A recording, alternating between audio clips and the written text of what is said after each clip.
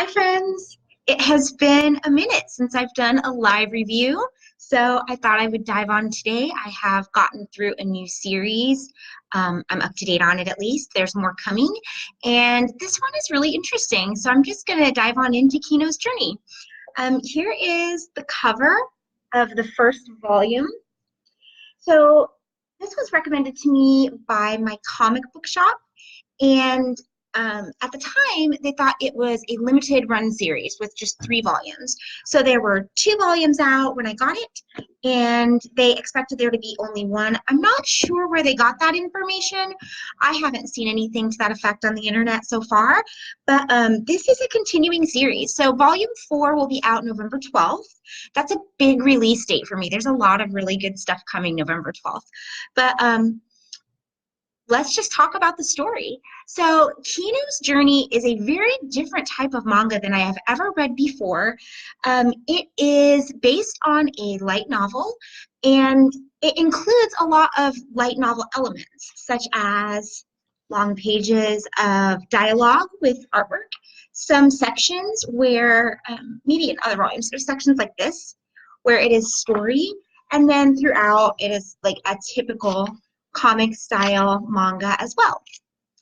The story here is about a little girl who is living in a city in which, after the child turns 12, they have a surgery that converts them from child to adult.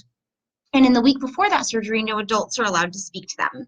So in this particular country, that is where our hero lives. And at the beginning of the story, a traveler on a motorrad, which is just a motorcycle, this is a motorrad, is passing through.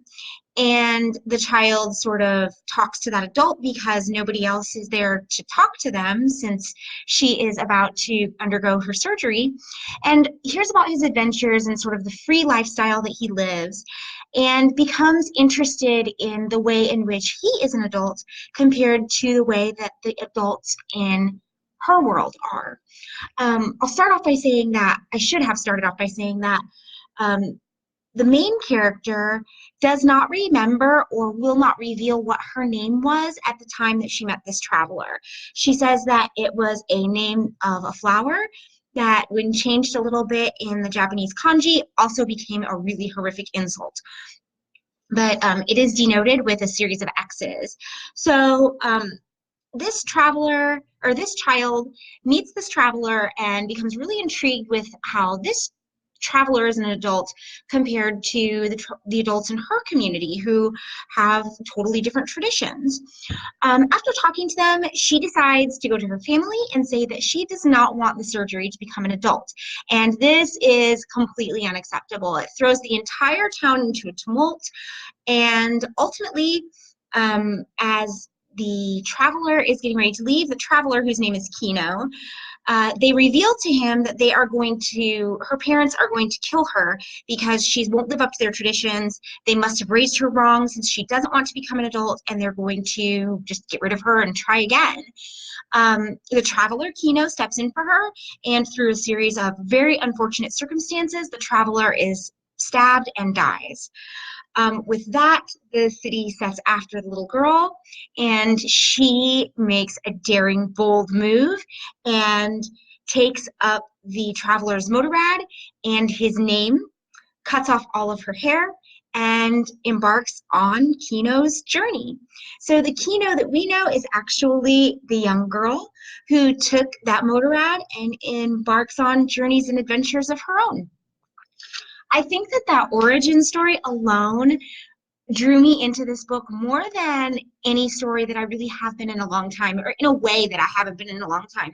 It's so intriguing that this is a really mysterious character. You don't really know much about her other than the town that she lived in and that she wasn't willing to live by their rules. And through that, she decided to just go out and see the world.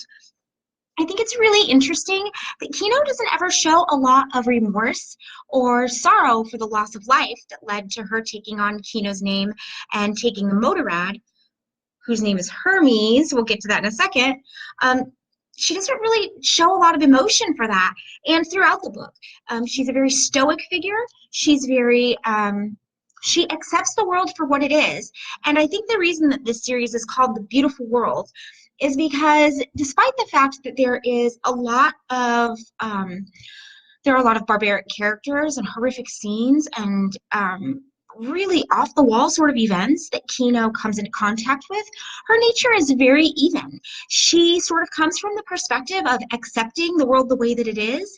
And there's even a point in time where Hermes, the motorrad, who now I can reveal is sentient, is her companion who speaks, says to her, look at this horror around us. I can't even imagine. I can't bear to think about what's happening in front of us. And Kino says, then just close your eyes. And it's such an interesting perspective. It's almost as if she is a spiritual guide in a way. I don't really know how to explain it, but it feels like she's above it all. She has an understanding that the people that she encounters in each country that she visits just simply don't have. The story continues on from there. Each chapter essentially is a standalone. Kino travels the world visiting different countries, staying in each country for only a maximum of 3 days. Actually, even a minimum. She stays for exactly 3 days and then she moves on. So she encounters all different kinds of traditions, all different kinds of conflict and turmoil and religious traditions. And she usually just comes in as a casual observer, sees what she can see, learns what she can learn, and moves on. Sometimes, though, there's conflict that she gets involved in, which is really interesting. And that is starting to happen a little bit more towards the third volume, which I just finished. As I said, November 12th is volume 4. But it's just a really good book. Every single country is a different story and honestly could be read alone. Once you understand who Kino is and where she comes from, you could open up to any country, read that little snippet of the book, and have a satisfactory beginning, middle, and end, and move on. Or you can keep reading and see each of her adventures and journeys. In the third volume, she runs into Shizu, sorry, I'm all turned around, Shizu, and it seems like she and Shizu might be joining forces and moving on in this journey together, but it doesn't end up that way. And that doesn't mean that Shizu won't be back. There's a lot of things like that in this series, that it seems like things are going to be one way, or you think that you would be in a situation that Kino finds herself in and feel a certain way, but Kino doesn't. She's even keeled. She accepts everything for what it is, and she just has this almost, it's like, it reminds me of what I imagine when I think of Buddha, that the world is what it is, and she takes it at face value, and she loves it, and she loves everything that she sees, and everything is beautiful to her, even when it's horrible. So I really, really like this story. It's unusual and it's unsettling. There's extreme violence in this book that comes out of nowhere, and then you just have to sort of move on like Kino does. The third day is over, and it's over with. Like, that's just how that part of the world is. So it's kind of a really interesting reflection on what we can do to affect the world, and how we move through the world in all of the horror that happens around us. How do we draw enjoyment from life? I just found out today, which is really horrible research on my part, that this is also a series on Funimation, which you can get for, I think it's $5.99 a month now. So I went ahead and I streamed the first episode after reading the first 3 volumes, and was really surprised to find out that it was an episode that I haven't read. So it doesn't necessarily coincide with the books, which is awesome. I know that the series is complete, and it seems like each of the countries she visits will be completely different than what we're seeing so far. There's also a light novel series, and that this comic is based off of. And if you don't know what light novels are, they are, you might think of them as like a YA novel, a young adult novel in America. They're short, they're still about the same length, a couple hundred pages as a manga, but they will be written in, they're pretty conversational, but they're just short, light, and easy, quick little novels. And I have not been able to find English translations of the light novel series. Light novels don't tend to be as popular in The United States, in my experience, it's not that they are not here, they are, but people tend to prefer, in my experience, again, I'm not speaking for everyone, but prefer comics to the light novel series. So I'm not entirely sure where I can find those, but I am looking because this is a very intriguing series.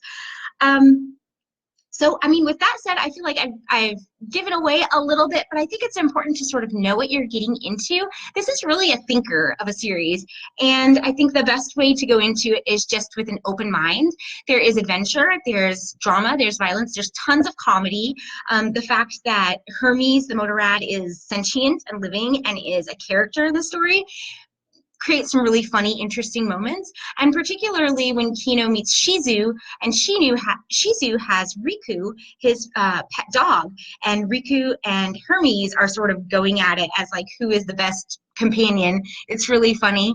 So there is a lot that, you know, sort of touches on the sensibilities I have as a manga fan in all kinds of other genres, but something about this that is really new and unlike anything else that I've read.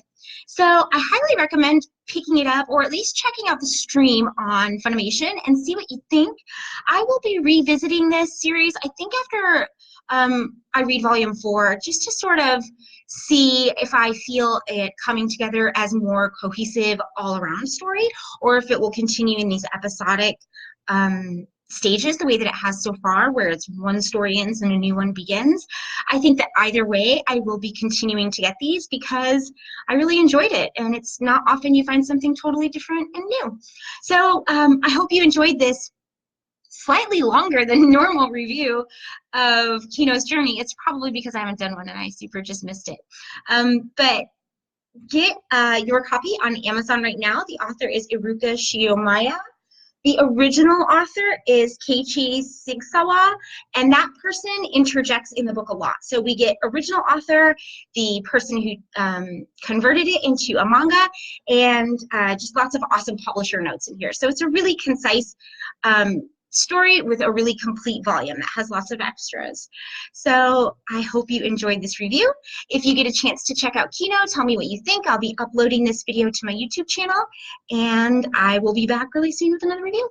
Thanks, guys. Have a good one. Bye.